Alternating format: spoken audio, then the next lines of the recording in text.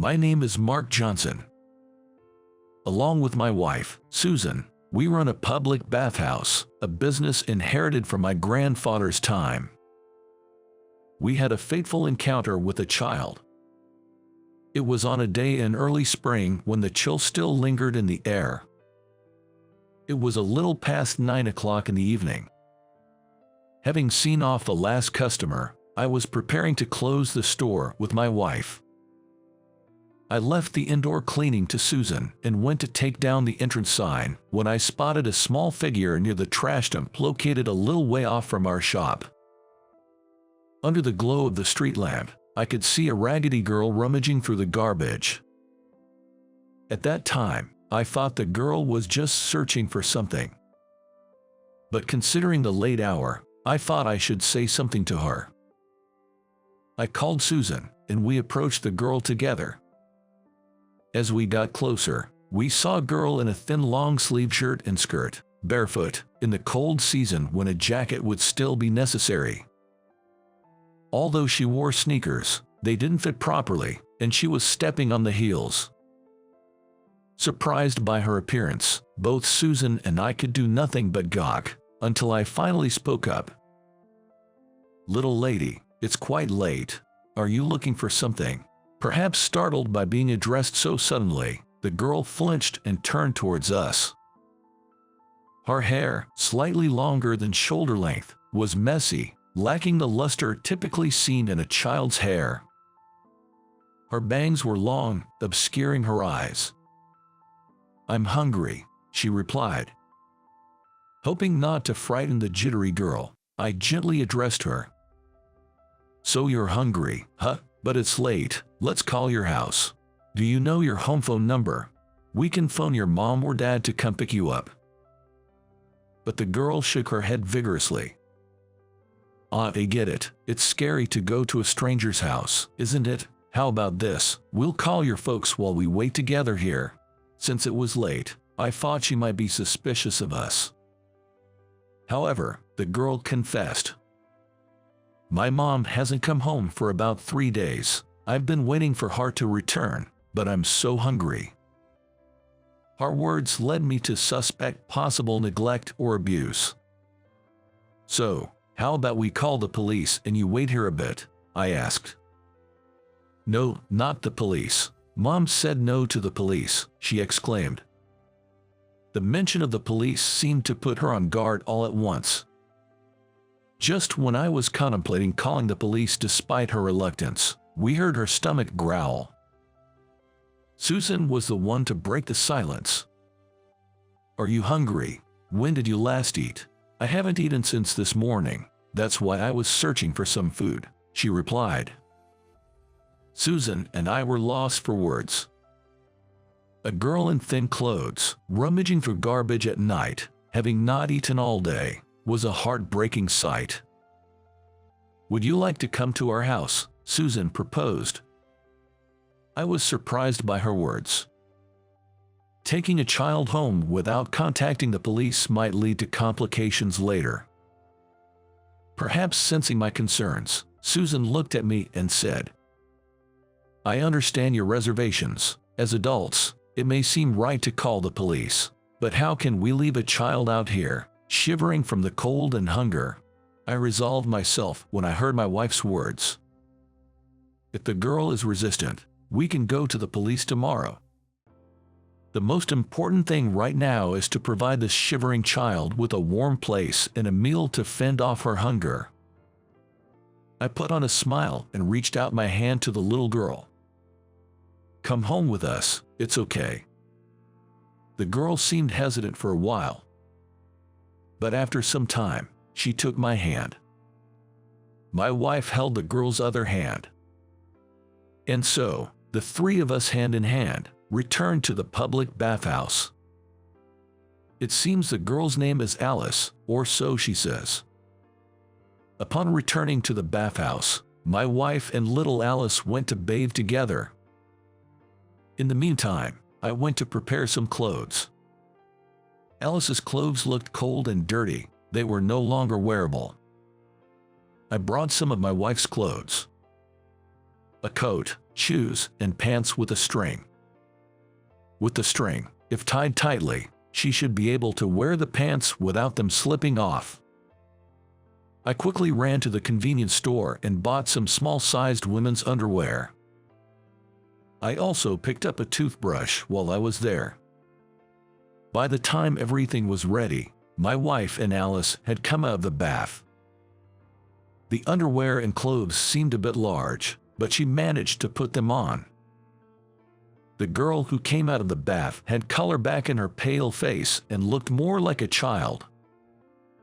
Her hair, now washed and dried, was softer than before. But her long bangs were unmanageable, so my wife held them back with a pin. Underneath her long bangs was a cute face that had been hidden. "Are you feeling warm now?" When I asked, Alice nodded several times. She seemed excited. "You know, the bath is huge. It's like a swimming pool, and it's so warm. I've never taken a bath like this before." I felt relieved seeing her smile as she spoke.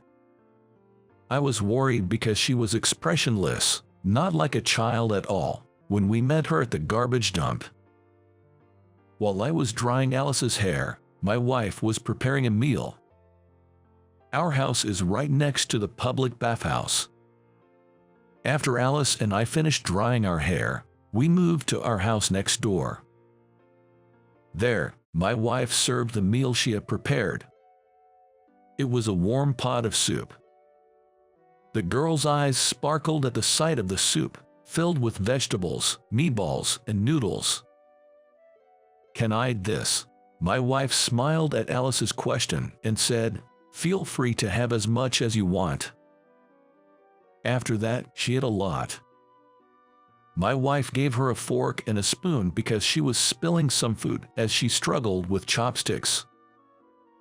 She may have never been taught how to use chopsticks. "It's delicious. I haven't had a warm meal in a long time," said Alice. Thinking about the environment she must have been in up to now, my heart felt like it was about to burst. Once her stomach was full, Alice seemed to trust us a little and started talking about herself. Her mother hardly ever comes home, so she looks for food in the garbage dump. He's 7 years old, in the first grade of elementary school. But she doesn't have clean clothes, shoes, or a school bag. She's teased and bullied by her friends for smelling, so she doesn't go to school. The story we heard from the girl was shocking for us. "Are you going to call the police? I like it here. I want to stay here." Neither my wife nor I had any doubts. Seeing the hardship little Alice had been going through, I hope she could at least have a warm, restful sleep tonight. "Don't worry, you'll sleep with us tonight. We have a comfy bed for you, but will you go with us to the police station tomorrow? The officers are kind, so you'll be okay, and your mom might be worried too." Alice stayed silent for a while, then replied, "I understand. I hope Mom's worried about me," before drifting off to sleep. I wanted to tell her that her mom was probably worried too, but I couldn't. It's not easy to speak well of a mother who is likely neglecting her child. If I were to say something to comfort her on the spot here, she might end up getting hurt later. We spread out 3 beds in the carpeted room. When she got into bed, Alice seemed quite happy. "This is amazing. I've never been in such a soft, warm bed. I hope Mom isn't cold. I wish she could sleep in a warm bed too." The sight of her worrying about her mother, who left her without even giving her food, made my wife secretly cry. It was tough for me to keep from letting Alice see my teary eyes. The next day, we escorted Alice to the local police station. I can't forget her slightly lonely expression when we were parting. "Are you guys saying bye-bye now?" I held back tears and put on a smile. "I hope we can meet again someday. The police will take good care of you, so there's nothing for you to worry about, okay?" I told her, and Alice nodded. My wife hugged Alice for the last time. As we left the station, Alice waved at us with a smile. We had become so close to Alice overnight, and it was heartbreaking to say goodbye. On the way home from the police station, my wife was very worried about what would happen to Alice. We don't have any children. But we always loved children, and we used to say we wanted about 3. When we couldn't have any and went to the hospital, we found out that my wife has ovulatory dysfunction. Yet, there are ways to have children in modern times. We underwent fertility treatment with medication. Despite taking breaks occasionally, we went through 10 years of fertility treatment. But we couldn't have a child. At the 10-year mark, we decided to stop the fertility treatment. We didn't want to give up. But we were exhausted from the ups and downs of whether or not we could have a child. We decided to cherish our time as a couple, knowing that we've tried our best. We've been living quietly as a couple since then. That's why we couldn't stand parents who let their precious children feel cold and hungry. Later, we couldn't help but worry, so we contacted the police station where we had taken Alice. It turns out her mother had not been found after leaving home. It seemed Alice was going to a foster care facility. We were given the name of the facility since we were the ones who had found her. My wife and I immediately went to visit Alice. Many children were living away from their parents at the facility for various reasons. When we went to see her, Alice hugged my wife. They told me that Mom might not come back. "You guys aren't going to stay with me, are you?" At her words, my wife and I were frozen, only able to deflect, unable to answer Alice's straightforward question. We were not relatives and couldn't live with Alice. But when we spoke with a staff member at the facility before leaving, we heard about foster parenting and adoption. When I felt this was it, I looked at my wife and she was looking at me seriously and nodded.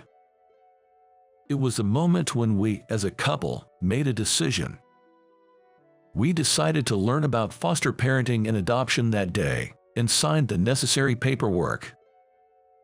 In Alice's case, since she had just arrived at the facility, we needed permission from the family court to start the process for foster parenting or adoption.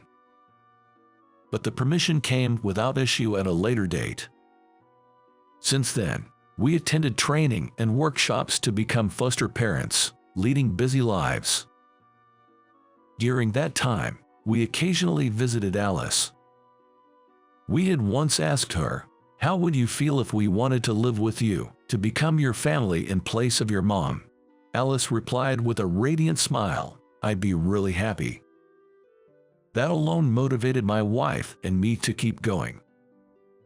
Normally, a mother carries her child in her womb, nurturing them with care while the father supports to ensure the child is safely born. But we didn't have that process. We couldn't undergo the kind of struggles that typical parents have. That's why we combined our strength as a couple to overcome the busy days, holding the goal of making Alice smile more, to become her parents. But then, one day, an incident occurred. We received a sudden call from the facility staff. "Isn't Alice with you?" We were informed that Alice had run away from the facility. My wife and I hurried to search for her. Our house and Alice's old apartment are far from the facility. Just when we were fearing the worst, imagining that she might have been involved in an incident, we received a call that Alice had been found near the facility. She was apparently taken into police custody. We immediately went to see Alice, who had returned to the facility. Alice's face was wet with tears. "I wanted to go to Uncle and Auntie's place, to eat meals and take baths in the big tub again," she confessed. My wife and I, unable to say anything, hugged her small body tightly. After this incident, Our desire to become a family with Alice grew even stronger. After things had settled down, I asked Alice to promise not to leave the facility on her own anymore because it was worrying. And then, I once again talked to the facility staff about wanting to take Alice into our care. After over half a year, the procedures were finally completed. My wife and I legally adopted Alice. 4 years later, my wife, Alice, and I were living happily. Alice was no longer suffering or feeling cold. She was attending school cheerfully every day, wearing a beautiful school backpack. However, a little before Alice's birthday, we received a letter from her biological mother. It was a request to meet her on her birthday. Without hesitation, Alice replied that she would like to meet her mom. To be honest, the speed of her decision made my wife and I anxious. But Alice is now in the 6th grade. She's at an age where she can make decisions for herself. We respected Alice's decision. We agreed that if Alice expresses a desire to live with her biological mother after this meeting, we would consider it positively. On the day of the reunion, Alice headed to the designated cafe by herself. My wife and I anxiously waited for Alice to return, and she did after about 3 hours, seemingly acting as usual. According to Alice, her biological mother had remarried. Her mom was smiling more happily than Alice had ever seen before. Alice was relieved to see her mom so happy because she had loved her mom even when she was left behind. So I told her, "I'm glad for you, Mom. I truly meant it when I said, 'Congratulations,'" Alice said, showing us a smile. Forgiving someone who abandoned you is no easy task.